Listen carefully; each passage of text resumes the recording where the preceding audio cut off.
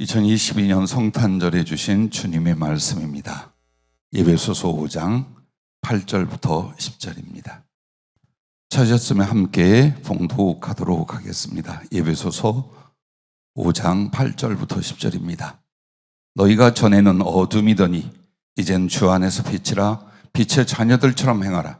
빛의 열매는 모든 착함과 의로움과 진실함에 있느니라. 주를 기쁘시게 할 것이 무엇인가 시험하여 보라. 아멘. 성탄의 선물이라는 제목으로 오늘 성령이 주신 말씀의 은혜를 함께 나누려고 합니다.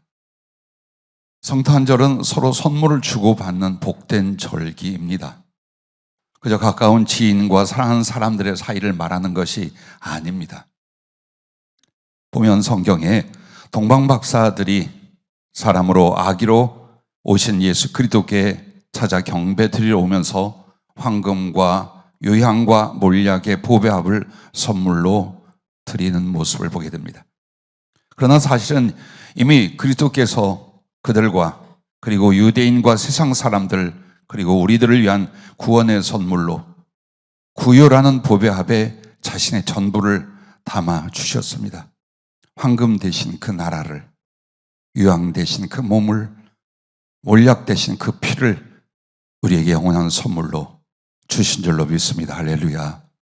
그러면 성탄절에 우리의 주께 드린 예배, 경배와 함께 주께 드릴 선물, 그 거룩한 예물이 무엇인가, 그것을 성령으로 이루셨습니다. 아마도 우리는 해마다 습관적인 성탄절을 맞게 됩니다. 들뜨기도 하며 또 뉘우치기도 하며 연말연시 생각하며 성탄절을 보냅니다. 오늘 주님께서는 우리에게 당신 이미 모든 것으로 우리를 위한 선물이 되어 주셨어요.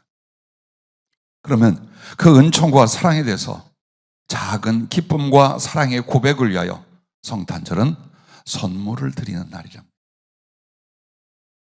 그러면 그렇게 주님이 기뻐하고 우리의 사랑을 인하여 즐거워하실 예물이 무엇인가? 그것이 바로 오늘 본문의 빛의 열매들입니다. 빛의 열매는 모든 착함과 의로움과 진실함에 있느니라. 할렐루야 라고 말씀하셨습니다. 이것이 가장 주님을 기쁘시게 할 바로 세 가지입니다. 성령께서 동방박사들이 황금과 유향 몰약을 주님께 드린 것과 이 에베소서 5장에 나오는 빛의 열매와 영적인 연결, 적용적 교훈을 말씀하시고 가르쳐 주셔서 한 주간 묵상하며 하나하나 은혜를 받고 또 그 은혜를 함께 오늘 나누려고 합니다. 여러분과 나의 존재를 전에는 어둠이라고 말합니다. 어둠의 자식들 혹은 어둠에 속한 자들이었습니다. 근데 우리가 그리스도 예수로 말미암아 구원을 얻고 그 은총과 사랑과 생명 속에 들어가 빛 대신 그리스도 예수께 이제 우리는 그 빛의 자녀들이 되었다 라고 말씀을 선포하고 계십니다.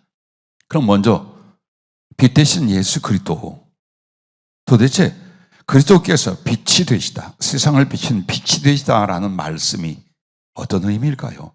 요한복음 8장 12절에도 예수께서도 말씀하여 이르시되 나는 세상의 빛이니 나를 따르는 자는 어둠에 다니지 아니하고 생명의 빛을 얻으리라 라고 말씀을 합니다. 자, 빛이라고 하는 것은 어둠과 함께 있습니다. 하나님이 태초에 천지를 지으신 뒤에 빛이 존재하지 않았습니다. 우린 최소한 빅뱅으로 말미암아 우주가 하나님의 손으로 탄생되었다고 생각을 합니다. 그럼 그 강력한 폭발이 빛이 아닌가? 이번에 천체 과학자들이 밝힌 바에 의하면 최소한 38만 년 동안 하나님이 우주를 만드신 그 시작점엔 빛이 없었답니다. 너무도 강한 열 때문에 빛은 존재하지 않았다. 그리고 38만 년 뒤에서야 빛이 나타납니다. 즉 그것은 어둠이 있어야 빛이라는 것이 존재할 수 있고 역할을 합니다. 그러면 빛이라고 하는 것은 어둠을 어떻게 상대할까요? 소멸시키는 것입니다. 어둠을 소멸시키는. 그러면 이렇게 우리는 빛 대신 예수님을 생각하고 은혜를 받을 수 있습니다. 첫째는 죄라는 어둠을 소멸하는 의의 빛이십니다. 둘째는 무지와 혼돈이라는 어둠을 소멸하는 참 진리의 빛이시고, 셋째는 죽음이라는 어둠을 소멸하는 생명의 빛이시며, 넷째는 이기심과 증오라는 어둠을 소멸하는 사랑의 빛이시고, 다섯째는 지옥이라는 어둠을 소멸하는 천국의 빛이십니다. 할렐루야. 그래서 우리에게는 죄와 무지와 혼돈과 죽음, 이기심과 죄악의 증오, 탐욕, 그리고 그 결과 죽음과 지옥이었습니다. 이 모든 것들이 어둠입니다. 그런데 그리스도께서 오셔서 그 거룩한 생명의 빛, 진리의 빛으로 우리의 어둠을 말끔히 씻어내어 주셨습니다. 그러므로 어둠이었고 어둠의 아들들이 이젠 빛이며 빛의 자녀가 되는 것을 주께 감사하고 영광을 돌려드립니다. 할렐루야. 그러므로 예수 그리스도는 어둠 자체에 있던 내게 빛이시며 어둠의 아들이었던 우리가 이제 오늘 본문 에베소 5장 8절의 말씀처럼 빛의 자녀, 하나님의 자녀가 된 줄로 믿습니다. 그러면 우리가 빛의 자녀요, 빛이라면 우리의 인격과 삶이 주 예수 그리스도를 향한 우리의 존재가 빛의 열매가 되어야 된다. 이것은 당연한 사명이고 의무이지만 주님께는 또한 최고의 유일한 선물이 된답니다. 그래서 바울은 10절에 뭐라고 하느냐? 주를 기쁘시게 할 것이 무엇인가 시험하여 봐라. 이 말을 역추적하면 주께 기쁘시게 할 것은 빛의 열매요. 그 빛의 열매는 모든 착함과 의로움과 진실함 이것이다 라고 말씀하고 있는 것입니다. 우리는 주님을 향한 선물을 계획합니다. 내가 구원을 받고 그분의 사랑과 거룩한 빛을 줬으므로 내 생전에 주님을 위하여 이런 일을 하리라, 저런 것으로 섬기리라, 갖가지 계획과 소원 그리고 실천과 노력을 합니다. 그러나 그 뿌리와 근간과 내용이 무엇이어야 되냐? 모든 착함과 의로움과 진실함 이것이어야 한답니다. 만약 이것이 아니라면 우리는 다시 어둠으로 돌아가게 되며 주 예수께 정말 슬픔과 괴로움을 선물 대신 드린 존재가 되기 때문입니다. 그러면 빛의 열매에 대하여 이 빛의 열매는 그리스도께 속하여 그분께 영광과 기쁨과 사랑을 드리는 예물인데, 첫째로 모든 착함을 보십시다. 에베소 5장 9절 말씀에 빛의 열매는 모든 착함이라고 시작이 됩니다. 착함이라고 하는 것은 선함, 그리고 그 선한 것을 행하는 선행을 말합니다. 다른 말로 말하면 사랑을 가리켜 말합니다. 하나님께 받은 사랑과 그 은혜를 인하여 하나님께 어떻게 나의 사랑을 드릴 수 있을까? 하늘에 그림을 그릴까? 땅에다 집을 마련할까? 아니라 내 형제와 이웃들에게 주님께 받은 사랑을, 그 선함과 선행을 기꺼이 나누고 베푸는 것이 주님을 사랑하는 것이요, 주님을 대접하고 높이는 것이라 성경은 말씀을 합니다. 그러므로 우리가 그리스도 예수 당신을 목적으로, 당신을 위하여, 당신을 인하여 산다면 우리의 모든 중심과 삶의 방향이, 그리고 목적이 사랑이 되어야 합니다. 1000번 만번 설교하고 말씀드려도 부족한 것, 그리스도께 받은 사랑, 그리스도를 위하여 드린 그 사랑은 영혼들에게 전달되고 나누어져야 되는 것입니다. 그러므로 모든 선함과 모든 선행은 그리스도를 인하여, 그리스도를 위하여 드리는 사랑의 예물인 줄로 확신하시길 바랍니다. 하나님을 경외하고 사랑하여 드리는 예배가 선한 것이에요. 하나님께 받은 사랑을 이웃에게 행함이 선함이요, 하나님께 얻은 구원을 누구에게나 드리려 함이 선함, 즉 모든 착함인 줄로 믿습니다. 그러므로 여러분과 나는 성탄절 앞에 어떤 생각을 하나요? 어떤 추억을 갖나요? 혹은 어떤 계획을 갖나요? 이것을 하나 제안드립니다. 다음 성탄절까지 여러분 1년을 사실 것입니다. 그 1년 동안 어떤 사랑과 긍휼과 자비와 섬김의 착한 일을 여러분이 행하여 주께 예물로 드리기를 작정하고 실행할 수 있기를 부탁합니다. 해보십시다. 해보십시다. 아멘 안 해도 할 것이고 아멘 해도 할 것이고. 자, 의식을 가지고 믿음을 가지고 하는 것과 그저 습관으로 하는 건 전혀 다릅니다.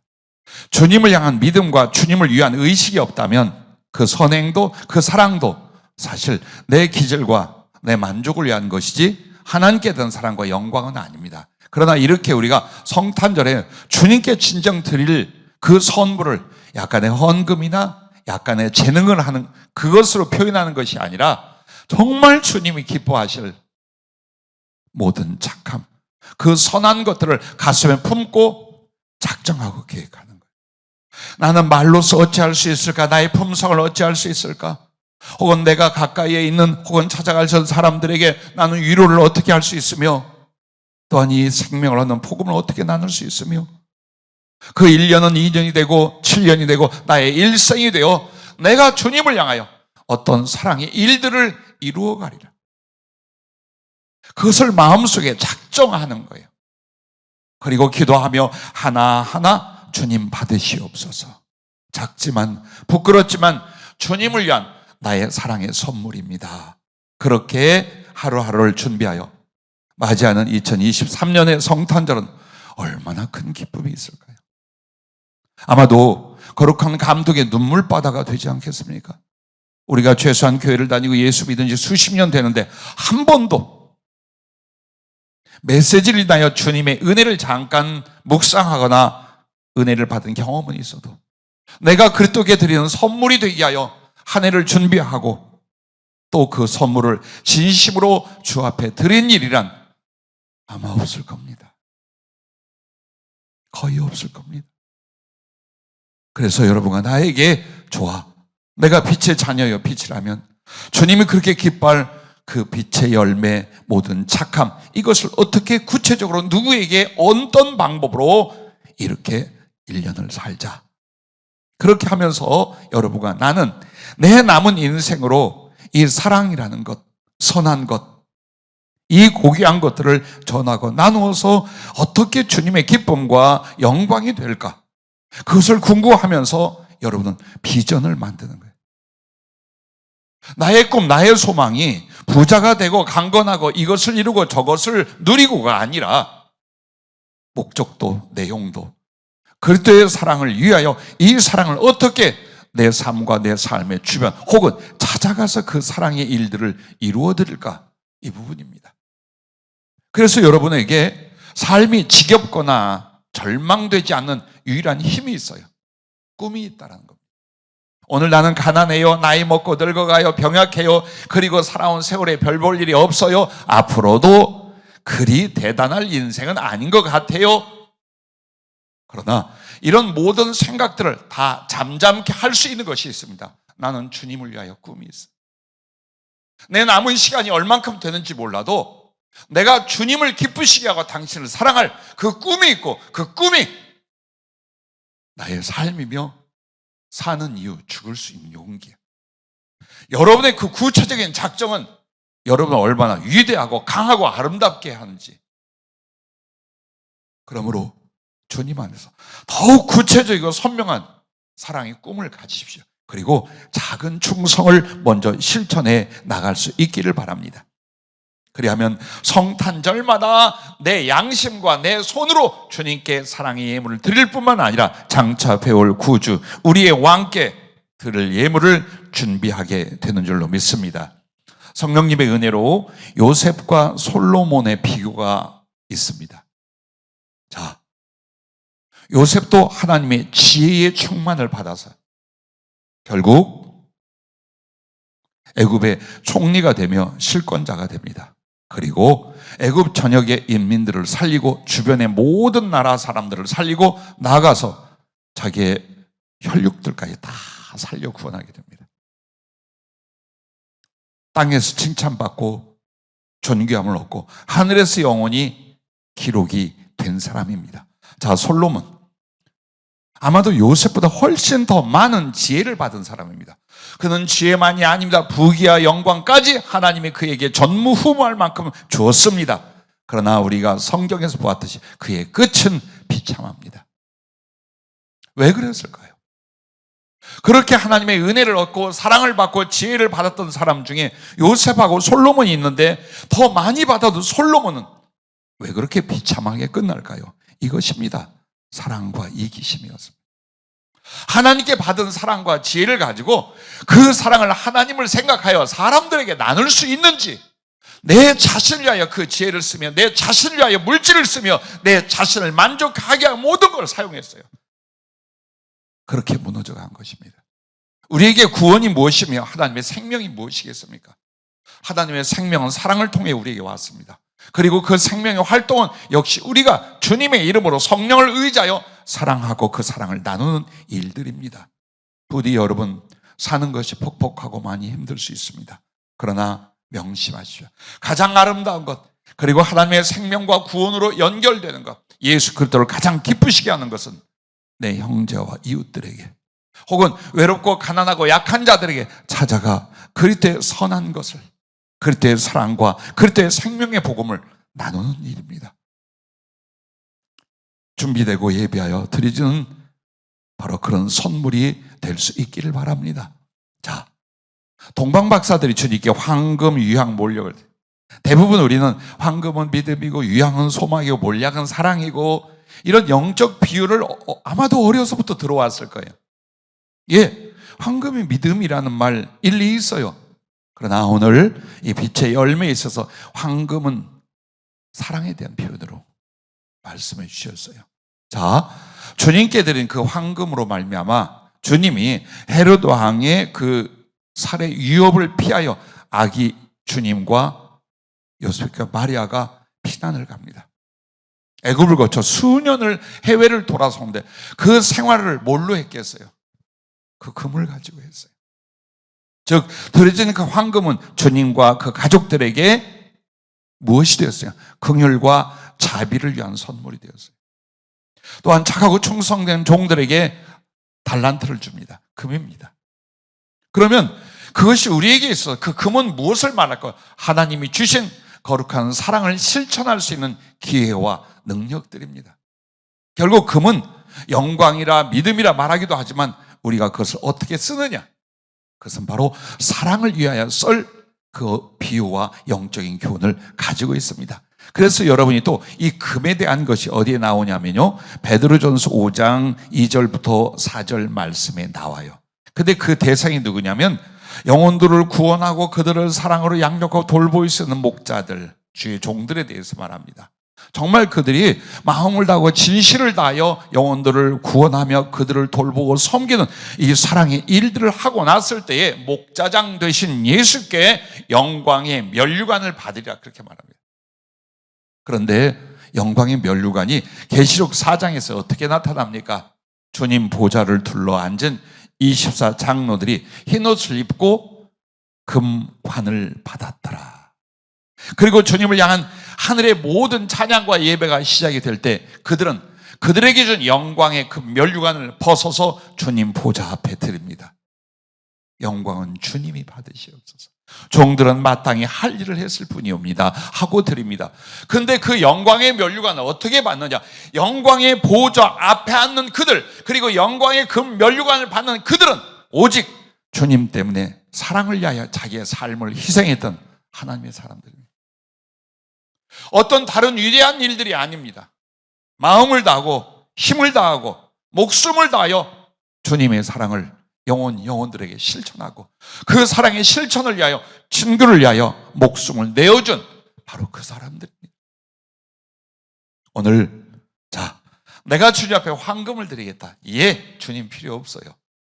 대신 황금과 같은 소중한 것을 사랑으로, 긍휼로, 자비로, 위로로 베풀고 나누어 주십시오.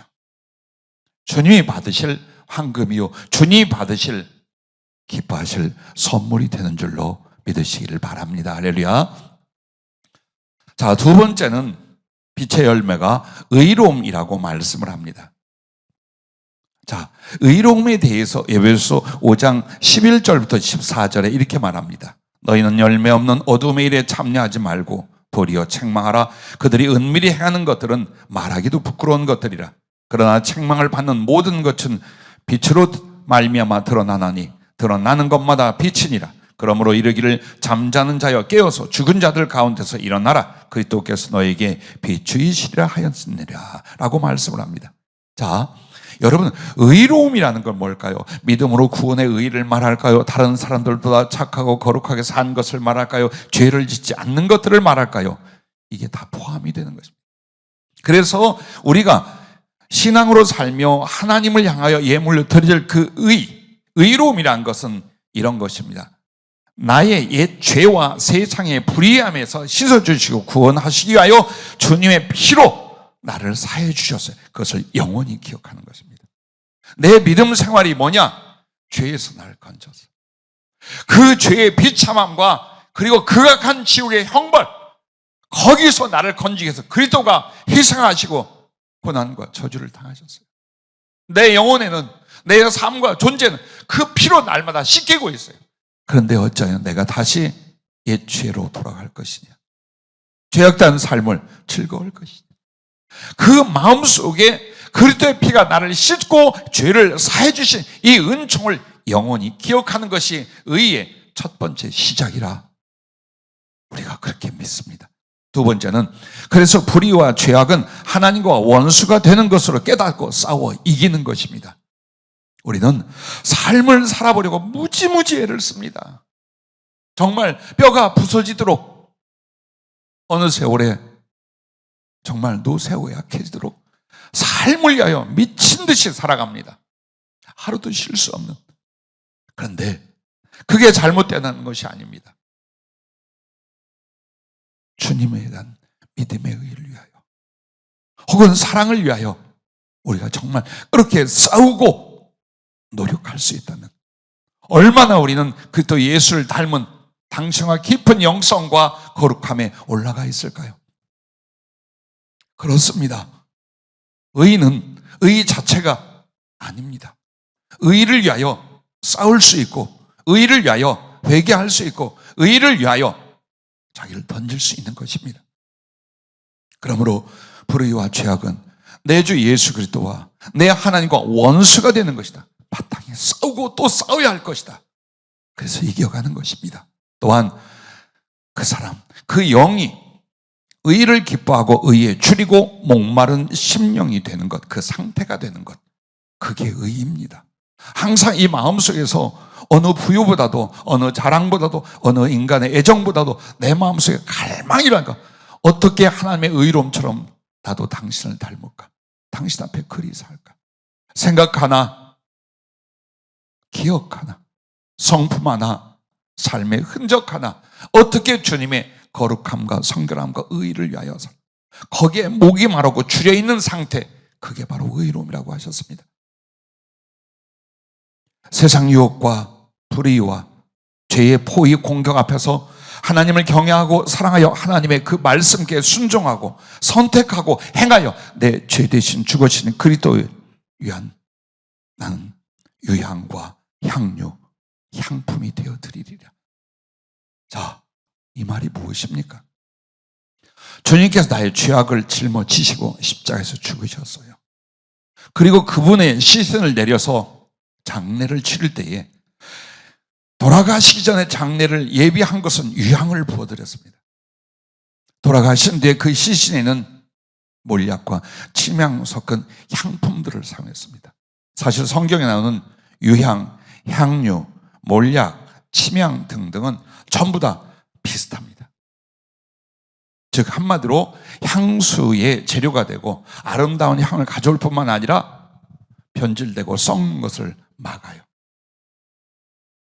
즉 그것은 바로 그리스도와 함께 죽고 죄에 대하여 죽고 의에 대하여 살고 다시는 옛사람으로 돌아가지 않고, 그게 바로 그리스도와 함께 장사 지낸 바 되는 건데, 누가 그리스도와 함께 장사 지냈어요? 바로 향품들이었습니다. 주님의 몸에, 겉에 그걸 부어드렸습니다. 그래서 그 시신에서 악취가 나거나 썩는 것을 방지하게 하여 그런 장례를 치릅니다. 오늘 이것은 무엇을 말합니까? 죄의 오염과 죄의 썩음에 대하여 의로 말미암아 여러분이 향기가 되고 깨끗함이 되고 변질되지 않는 모습입니다.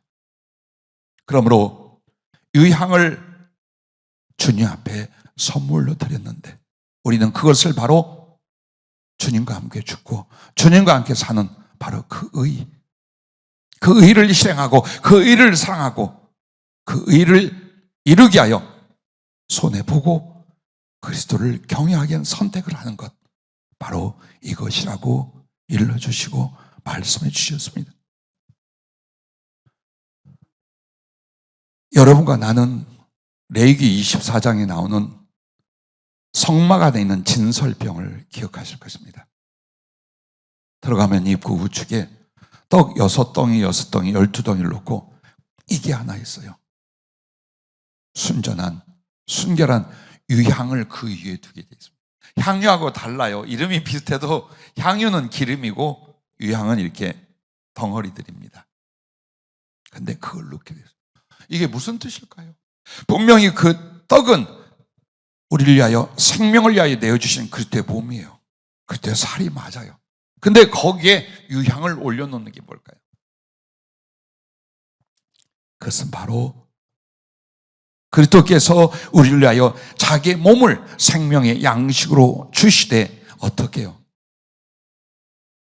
우리에게 의와 함께 주시는, 거룩함과 함께 주시는, 그래서 주님의 몸이 결국 레위기에 나오는 그 유향을 올려놓는 그 진설병이 어디서 성취가 됐냐?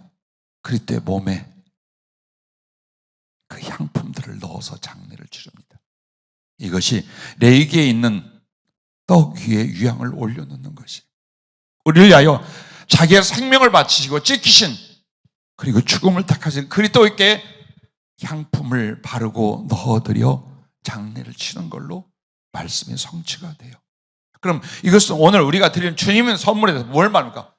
내 안에 있는 그리스도를 인하여 내가 섬기는 그리스도의 예수의 이름을 위하여 의를 지켜가는 것, 혹은 의를 선택하고 이루어가는 것, 그걸 가르쳐 말씀한다 할 것입니다. 요셉이 죄의 유혹을 이기고 하나님 경외함을 선택을 합니다. 그런데 하필이면 그 요셉의 맏형 장자 르우벤은 정반대였습니다. 계모와 동침을 합니다.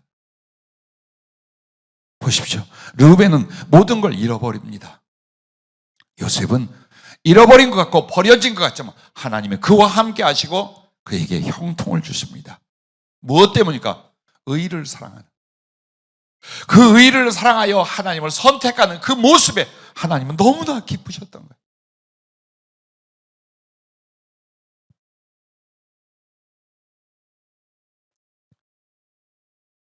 다니엘과 친구들을 보십시오. 하나님께 영적으로 자기 몸을 깨끗하게 지키려고 주림과 고난과 죽음까지 불사합니다. 이게 의입니다. 남들은 뭐 그렇게까지 예수 믿어, 교회를 다녀도 참 아니 할 것 좀 하고 다시 하면 돼. 아닙니다. 단 한 순간을 위하여 혹은 자기들의 양심이나 삶의 선택을 위하여 주님 앞에 어떻게 합니까? 모든 거 다 던질 수 있는 겁니다. 심지어는 항상 하루에 3번씩 감사기도 하며 예배를 드렸습니다. 그것을 모함하고 질시하여 사람들이 그걸 못하고 하면 사자굴에 던져지게 되어 있어요. 그걸 알면서도 예배를 드리고 지키기 위하여 다니엘은 사자굴에 목숨을 기꺼이 던지게 됩니다. 이것이 하나님 앞에 진정한 의랍니다. 의라고 하는 건 무엇과도 바꿀 수 없어요. 무엇으로도 대치가 되지 않아요. 그래서 주님이 당신이 의로우신 것처럼 우리가 그 죄인임에도 하나님의 의를 붙들고 살아보려는 그 몸부림 자체를 사랑하고 매우 기뻐하시는 거예요. 마지막으로 3번째 열매는 진실함이라고 했습니다. 도대체 진실함이라는 게 뭘까요? 이것입니다. 그리스도께 배운 것을 그대로 말하고 행하는 것, 이것이 진실입니다. 왜? 진리와 진실은 같은 단어입니다. 참이라고 한글로 번역이 되죠. 진리, 진실 같은 말이에요. 그러므로 여러분과 나는 그리스도께 진리를 배웠어요. 그러므로 그 진리를 저버리거나 변경시키거나 포기하지 아니하고 배운 것, 들은 것을 그대로 말하고 그대로 행하는 것. 에베소 4장 20절 21절에 오직 너희는 그리스도를 그같이 배우지 아니하였느니라. 진리가 예수 안에 있는 것 같이 너희가 참으로 그에게 듣고 또한 그 안에서 가르침을 받았을진데, 이 부분이라는 것입니다. 또한 헛된 것에 속지 않는 것이 진실입니다. 6절 말씀에 보면 누구든지 헛된 말로 너희를 속이지 못하게 하라. 그렇습니다. 내가 남을 속이지 않는 것만이 아니라 내가 하나님과 진리, 그것을 왜곡할 때 혹은 영적으로 속일 때 속지 않는 겁니다. 왜? 진리 가운데 참으로 서 있으면 속고 망하고 실패하고 당하지 않는다. 그걸 말씀을 합니다. 또한 진실함이란 사랑 안에서 참된 것을 행하는 것입니다. 에베소 4장 15절 말씀을 보십시오. 오직 사랑 안에서 참된 것을 하여 범사에 그에게까지 자랄지라. 그는 머리니 곧 그리스도라. 그렇습니다. 우리가 사랑 안에서 참된 것을 하는 것, 이건 아니다. 이건 옳은 것이 아니야. 이건 의로운 것이 아니야. 이건 사랑이 아니야. 이것은 주님의 영광이 아니야. 그러나 이것은 사랑이고 의이고 하나님의 영광이고 기쁨이고, 그래, 그것을 하는 것입니다. 즉 사랑과 진리에 대하여 실행을 하되 결코 변치 않는 것, 그것이 바로 성도의 진실, 하나님께 귀한 선물로 기쁨을 드리는 예물이 된다라고 할 수 있습니다. 유향이나 몰약은 쉽게 변질되고 썩지 않으며 오히려 그 향이 오래오래 끝까지 갑니다. 그래서 향수의 원료나 대용으로 사용을 했습니다. 시신의 장례 때 방부제로 그 속에 넣어서 사용을 했습니다. 근데 금도 마찬가지입니다. 금이 왜 그렇게 가치가 있을까요? 산화되거나 부식되어 변질되지 않아요. 수천 년이 지나도. 즉 한마디로 금은 변질되지 않는 존재적 진실성, 이것이 그 가치입니다. 그래서 그들이, 즉 동방박사가들이 주님 앞에 드려진 것들의 속성 중에 뚜렷이 나타나며 변치 않는 것, 즉 진실한 것들이었어요. 오늘 우리도 그렇습니다. 하나님을 사랑한다고 말했습니다. 그리스도를 위해서 살기로 했습니다. 이것을 저버리기로 했고 이것을 위하여 살기로 했습니다. 마음 먹었습니까? 그런데 얼마 가지 않아 손실이 나거나 혹은 이익이 생기거나 할 때 마음이 흔들리고 삶이나 삶의 내용을 바꿉니다. 그리고 이런 질문을 받습니다. 혹시 아무개 자매, 아무개 형제, 그거 주님 앞에 서운하지 않았어요? 그럼 이제 바뀐 사람들은 이렇게 말합니다. 나 서운한 적 없어요. 그냥 마음 먹고 기도는 했는데 서운한 적은 없어요. 그렇게 살지 마십시오. 실수가 있고 육신이 연약하여 죄가 있을 수 있어요. 그러나 다윗처럼 다시 돌아가는 거예요. 하나님을 향하여 내가 말씀을 받은 대로 혹은 내가 하나님을 향하여 서원했거나 그것을 위하여 선택한 그 길로 구부러질 것 같아 다시 일어나는 겁니다. 그것이 진실입니다. 서원을 했거든 해가 돼도 갚으라 하신 것입니다. 그 말이 뭡니까? 내가 너한테 진실한 것처럼 너도 나한테 진실해라. 나는 그 사람이 너무 좋아. 나는 그 사람이 너무 기뻐. 나는 그 사람이 너무 사랑스러워서 나의 모든 것을 그에게 나타내고 줄 수 있어.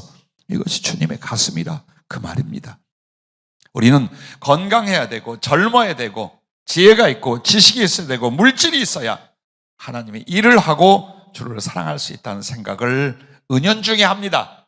나도 그렇습니다. 그러나 그 사상과 가치관과 생각으로부터 벗어나기 위하여 늘 말씀 묵상하고 기도합니다. 우리가 지금 어떤 처지와 형편에 있을지라도 내게 있는 힘을 가지고 사랑할 수 있잖아요. 주님을 경외하며 그를 따라가게 하여 의를 선택할 수 있잖아요. 그리고 많은 유혹과 시험이 있다 해도 한번 마음을 먹고 주님과 나 그리고 사랑하는 이들과 나의 그 사이를 진실하게 지켜갈 수 있잖아요.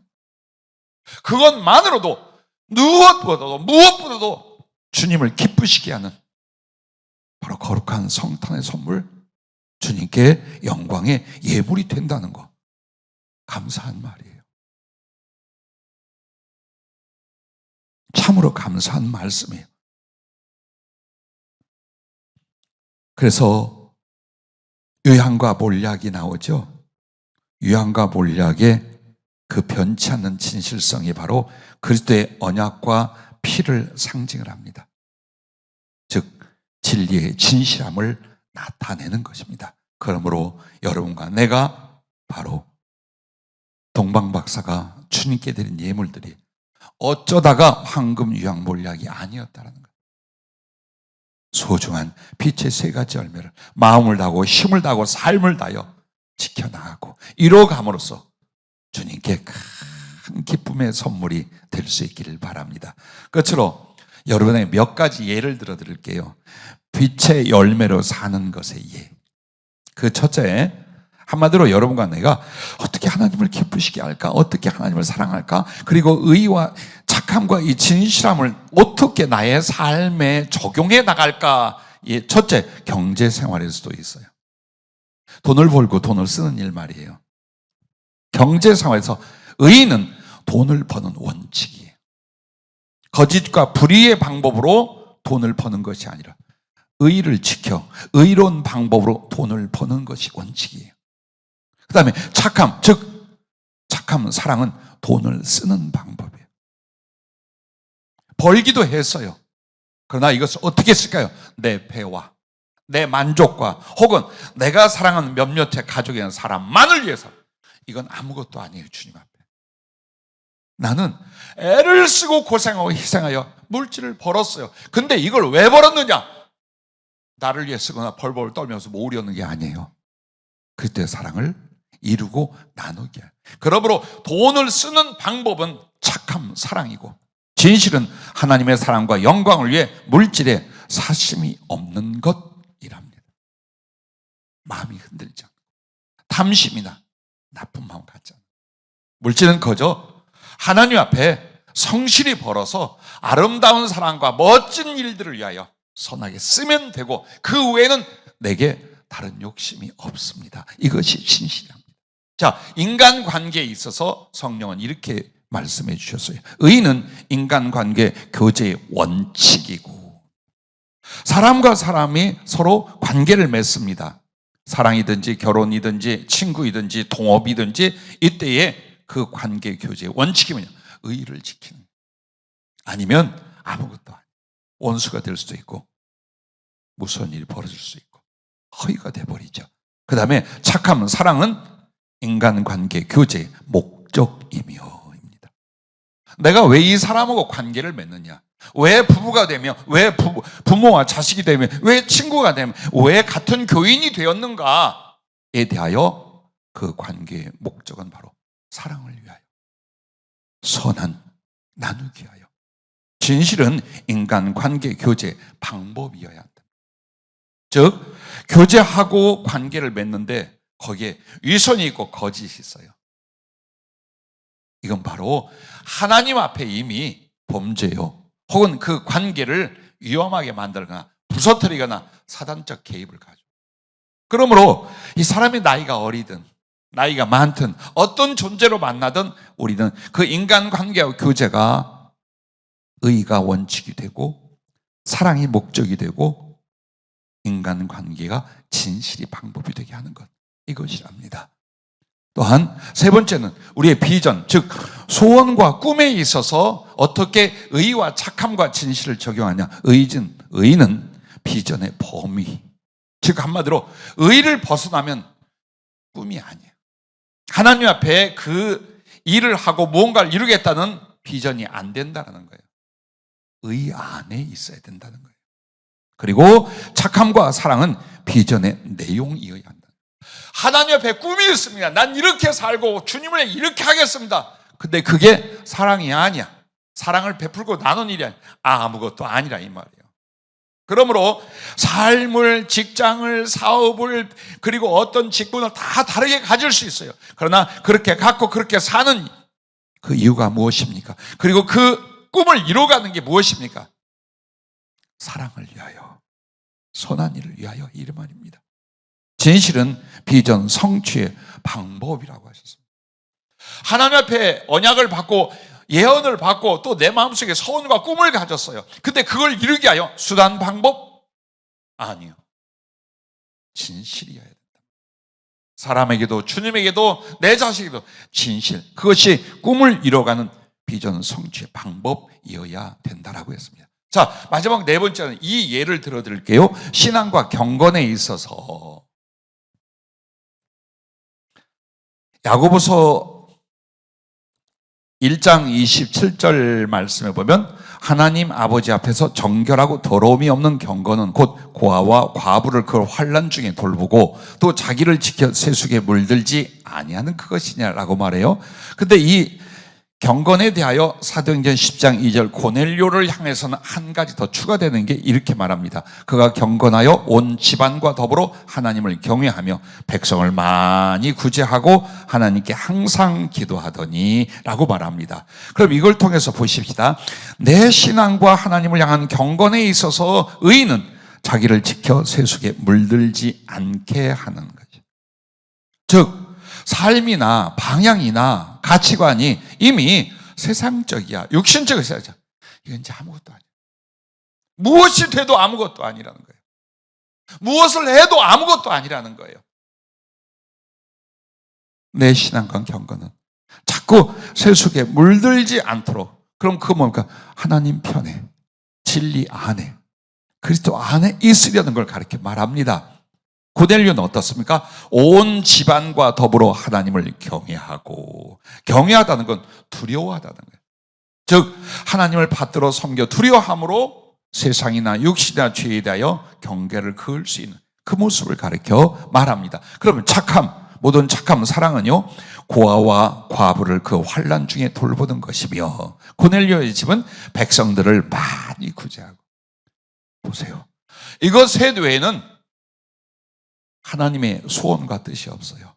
구원이 없어요. 그리고 하나님의 일이 없어요. 하나님께 돌릴 영광도 받을 상도 없어요. 바로 이 세 가지. 그냥 몸뚱이의 목숨을 부지하고 유지하고 그것이 필요로 하는 걸 겨우겨우 채우는, 이건 우리에게 허물을 가져오고 낭비입니다. 어떻게 해서라도 여러분과 내가 육신을 입고 세상에 살지만 우리 자신 안에 모든 착함과 의로움과 진실함, 근데 그것이 나의 인격을 세우는 것이 아니라 바로 주님께 드리는 유일하고 가장 기쁘시게 하는 선물, 예물이 되는 것이니 얼마나 마음을 다하고 힘을 다해야겠습니까? 자, 진실에 대해서 말합니다. 신앙과 경건의 진실 뭘까요? 기도로 늘 깨어 하나님 앞에 있는 것, 즉 하나님께 항상 함께 기도하던 이겁니다. 그러면 이렇게 깨어서 하나님 앞에 있는 그 기도가 왜 진실이냐? 여러분은 정말 마음을 다하고 힘을 내 기도하면서 비틀어진 것과 거짓과 악한 것을 용납하던가요? 스스로? 안 합니다. 깨어있다는 것이 무엇을 말합니까? 세속이 되어 죄악에 대하여 하나님 기뻐하지 않는 것에 대해서 자기가 방어할 줄 알며 돌아올 줄 알며 하나님을 기뻐하시는 어떤 것을 향하여 서원하기 시작하고 그것을 구하고 이루려는 거룩한 영적 싸움과 주님과의 교제가 있어요. 그래서 진실은 그냥 내 마음속에 진실하자 이걸로 되는 게 아니라 말씀을 의지하고 성령을 의지하여 그분 앞에 깨어 기도하고 있는 상태, 그것이 바로 신앙과 경건의 진실입니다. 자, 4가지 이상은 안 할게요. 그런데 한번 여러분 이 4가지를 가지고 우리를 돌아보세요.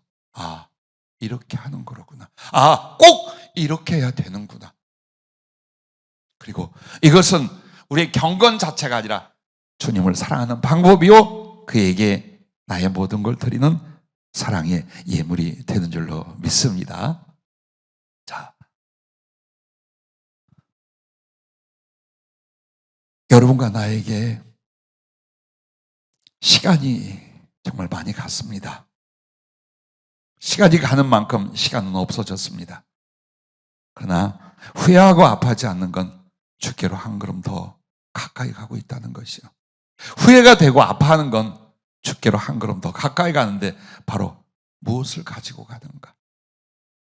주를 기쁘시게 할 그 무엇으로 내가 살아왔던가? 이분입니다. 나는 우리의 신앙에 후회가 필요하다고 봅니다. 왜? 회개를 위한 후회. 낙심을 위한 후회가 아니라 다시 돌아서고 다시 일어날 수 있게 하여 후회가 필요하면 아픔이 필요합니다. 앞서 말한 한 형제 요셉과 르벤을 보십시오. 요셉은 하나님 앞에 그 사랑을 실천하는 사람이요, 의의를 지켜가는 사람이요, 진실을 지키게 하여 애를 쓴 사람이요. 그래서 그는 하나님의 심장과 하나님의 손으로 쓰임을 받습니다. 르벤은 하나님의 심장과 손에 박힌 못이 되고 맙니다. 여러분과 내가 살아가면서 그분의 슬픔이 되랴 그분의 기쁨이 되랴, 그분을 영화롭게 하고 기뻐하는 그의 가슴이며 그의 손이 될 것이냐, 주님이 십자가에 달렸을 때처럼 그 심장을 찌르는 창이나 손에 박히는 못으로서 내가 살아갈 것이냐. 성탄절에 우리는 이 고민, 그것을 통하여 주님 앞에 빛의 열매를 드리는 결단과 실천이 시작되기를 주의 이름으로 축복합니다. 기도하겠습니다.